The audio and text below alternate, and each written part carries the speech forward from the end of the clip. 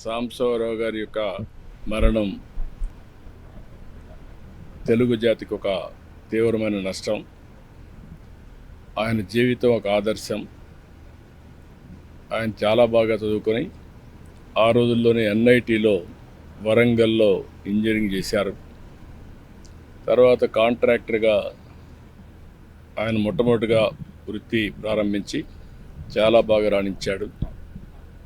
ఆయన డబ్బులు సంపాదించిన తర్వాత ప్రజాసేవ కోసం రాజకీయాలకు వచ్చారు. 5 సార్లు ఎంపీగా గెలిచారు. మచిలీపట్నం, అదే మరి ఏలూరులో గెలిచారు. మేము అప్పుడు తెలుగుదేశంలో ఉన్నప్పుడు ఆయన కాంగ్రెస్లో ఉండేటప్పుడు నేను చూశాను.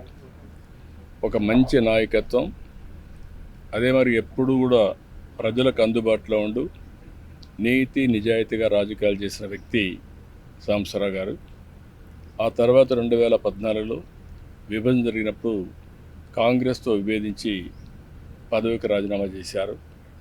అప్పటి నుంచి బీజేపీలో చేరి దేశ రాజకీయాల కోసం, ప్రగతి కోసం కూడా కృషి చేశారు. నేను చూసినంతవరకు ఒక అరుదైన రాజకీయవేత్త. చాలామందిని చూశాను కానీ నమ్మిన సిద్ధాంతాల కోసం ఎప్పుడు రాజీ పడలేదు. రెండోది నీతి నిజాయితీ రాజకీయం చేశారు. ఎప్పుడైనా 10 రూపాయలు సొంత డబ్బులు ఖర్చు పెట్టుకున్నాడు తప్ప ఎప్పుడూ ప్రజాధనం పైన ఆశించలేదు. ప్రజల మనిషి, ప్రజల కోసమే పనిచేసిన వ్యక్తి. లాస్ట్ డేస్లో కూడా ప్రజలతో ఉండాలనే ఉద్దేశంతో 14 గంటలు ఇక్కడి నుంచి పోయి గుడివాడ, ఏలూరు అన్ని తిరిగి మళ్ళీ ఇక్కడికి వచ్చాడు. అంటే ఆయనకి ఇబ్బందులు వస్తాయి. అనారోగ్యంగా ఉన్నప్పటికీ కూడా ప్రజలతో ఉంటే ఆయనకి ఎక్కువ ఆనందం. అలాంటి వ్యక్తి ఇటీవల కాలంలో సుస్థిరత గురై చనిపోవడం చాలా బాధేస్తుంది.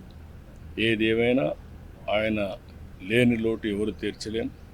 ఆయన ఆత్మకు శాంతి కలగాలని భగవంతుని మనస్ఫూర్తిగా ప్రార్థిస్తూ కుటుంబ సభ్యులకి నా ప్రగాఢ సానుభూతి తెలియజేస్తున్నాను.